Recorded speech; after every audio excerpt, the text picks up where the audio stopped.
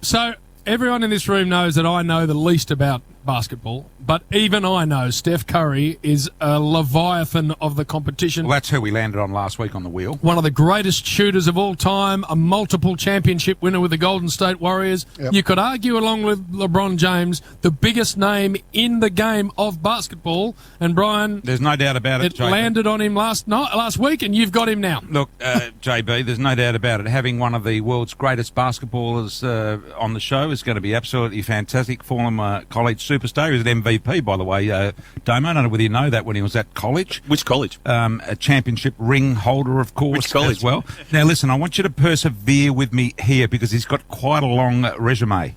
And I think you should hear it all, Bill. I think sometimes these things, you know, in Duck's case... I don't like the build-up. No, we haven't got him, have we? No. So I don't like it. So I just want to... It's not quite Steph Curry, but... Get in.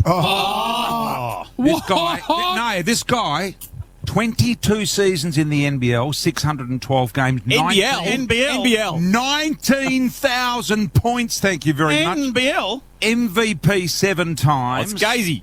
Scoring title 14 times. Listen to what I'm saying. Couple of championships, BT. 15 consecutive starting 5 If lineup. this was Damo, you would be breaking his legs right now. Rookie of the Year. Listen to this. FIBA's 50th greatest players, as well as being in their Hall of Fame, inducted back in 2007. Australian Basketball Hall of Fame, Sport Australia Hall of Fame, 5-time Olympian. Duck, you captain North Melbourne. This guy captain Australia. Yeah, well, I was named captain of Australia as well. We played Ireland in Gaelic.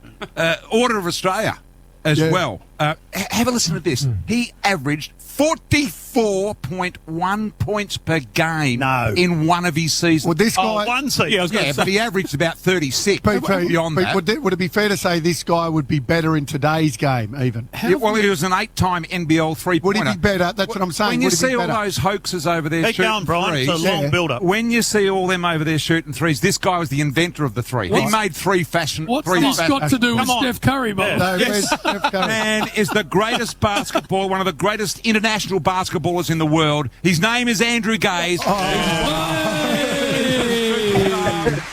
And while he's not Steph Curry, he certainly measures up alongside Steph Curry. Drewy, welcome to you. Thank you very much, BT. That is one of the greatest introductions I've ever had. And sorry to disappoint the other fellas that the great Steph Curry is not with you, but it's a delight to share some time with you guys. Do you walk around thinking, yeah, I really am the greatest basketballer that Australia's ever produced? Do you have that feel about yourself? No, not at all. And I think you mentioned a little earlier talking about The Last Dance, and we've been lucky here in Australia to produce some absolute superstars. But when you think of superstars and you go back to that era, the Michael Jordan era, and you think of Luke Longley, he probably doesn't get the adulation which he deserves. He the starting centre in arguably the greatest basketball team in the history of the sport is an Australian. Drewy, why then has The Last Dance hardly mentioned Luke Longley, yet he was there for so long? Yeah, I guess it was one that clearly it's focusing on Michael Jordan and then some of the other characters in the team. But my understanding is that they were interested in interviewing Luke, but perhaps the timing didn't align. And I'm not too sure if Luke was all that keen to be involved anyway. He certainly hasn't been open to talking about the documentary, and he just has moved on from that. And I think that it's just a personality thing that where he's at his stage in his life, he's just not interested in that. Hey, Gazy, watching it, he also was team-orientated, also understood, I think, even though he did obviously train a certain way and prepare a certain way, and there's plenty of people in world sport that have done a similar thing, but not been privy to, I guess, allowing people to be themselves. And I thought the Rodman part of it, where, I mean, he did say to Phil that he wasn't coming back from Vegas. He said he's going to be there for more than 48 hours. He was having a good time. But the fact that Phil and Michael, because let's be honest, those two were the bosses, not just Phil, allowed him to go to Vegas and certain things and let him be himself, tells me he allowed people to do that.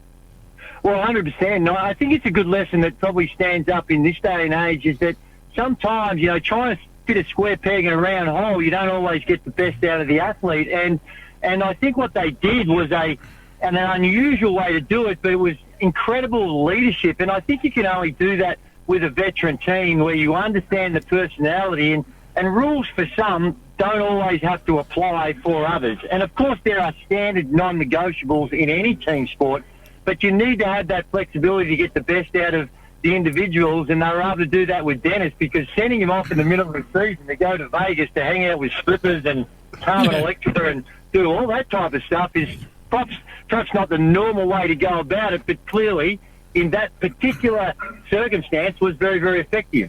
Now, the boys have hijacked this a little bit, Drewy. I didn't mean to get you on to talk about someone else. I actually want to talk about you. Seton Hall. Just take us back to that year, 1987. You averaged 44. You must have been seeing it like, what, Duck Spa? Basketball. Duck 16-seat Spa.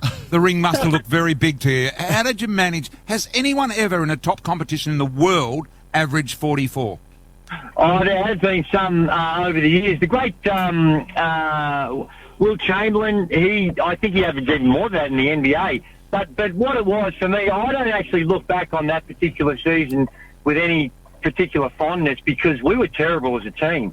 And as great as, individually you're doing your thing and you're getting some points and it looks great now on the resume, but in reality, it really wasn't as impactful as what it may look like on paper. And it was kind of a really tough year because we had a lot of injuries. We only won, I think, 3 or 4 games that season, so It wasn't necessarily as fun as it might have sounded. Sounds a bit selfish. Like if you only win 3 games, you're averaging 40. Oh, Billy. Bill. That's it. That's it, Billy. And that's the thing. It kind of doesn't have the same meaning as what it does when you're able to contribute like that on a successful team. And Andrew, you ultimately won a title, though, didn't you? Because the man who just posed that to you didn't after 4 goes. Oh. Yeah. Hey, Gazy, I want you to name Australia's best starting 5, all right? Yes. So you're going to be in it, and I might give you a little bit of time. Lauren Jackson you can throw in there. So you're the point guard, Andrew. Righto, but the best starting Australian 5, and you throw Lauren in there if you want to. But Yeah. we're a bit worried about you because Jim and I haven't seen you walking up No, and down Clarendon Clarendon Street here. You're always walking up getting free meals. You poke your head into shops hoping they'll give you some dimmies or some potato cakes. Where have you been? Well, Bill, we've been in quarantine. We've been in lockdown, so haven't been able to go down to Clarendon Street and venture around and just soak in the atmosphere and be a part of it. But no, it's a really tough question. We've had some incredible Australian athletes.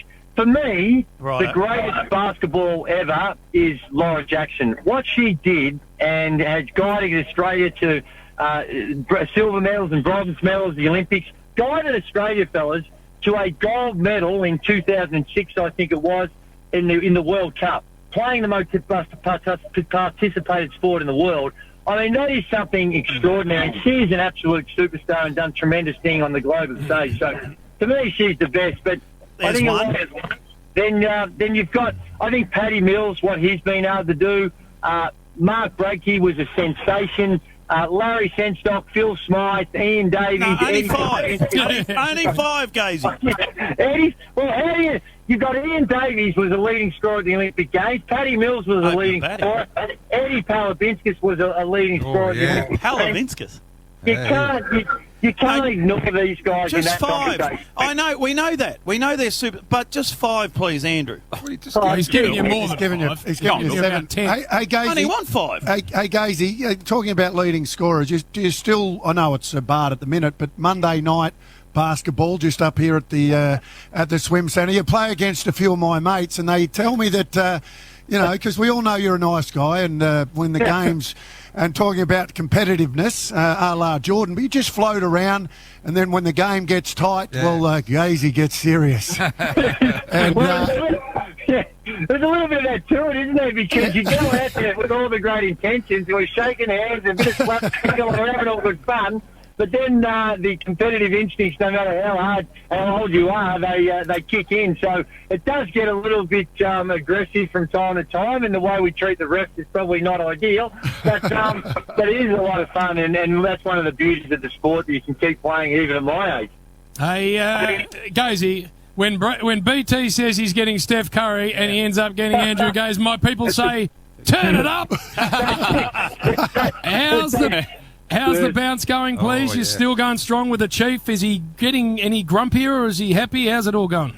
No, he's an absolute superstar. And as you know, well, you may not know, but I was a Hawthorn fan growing up, and to sit alongside the great Toothman, he's a tremendous human being, does outstanding things. He looks after me, so you're not going to hear a bad word about me because he's a superstar.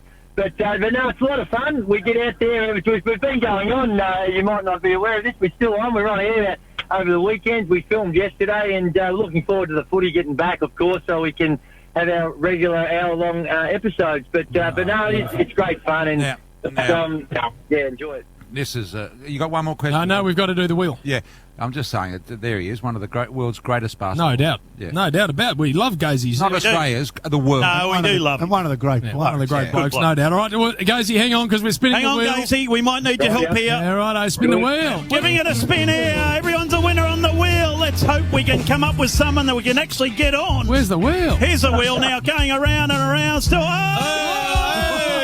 George Foreman. George Foreman's got 12 kids, 5 sons, and guess what they're called? George, and George. And the girls are Georgina or some bloody thing too.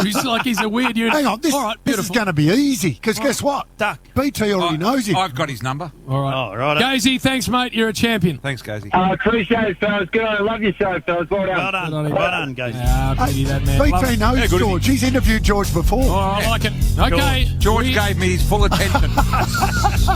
Some news next. Danny Green, we're going to get onto it to see if he can sort out George for us. Danny the man, the green man. The green, mean.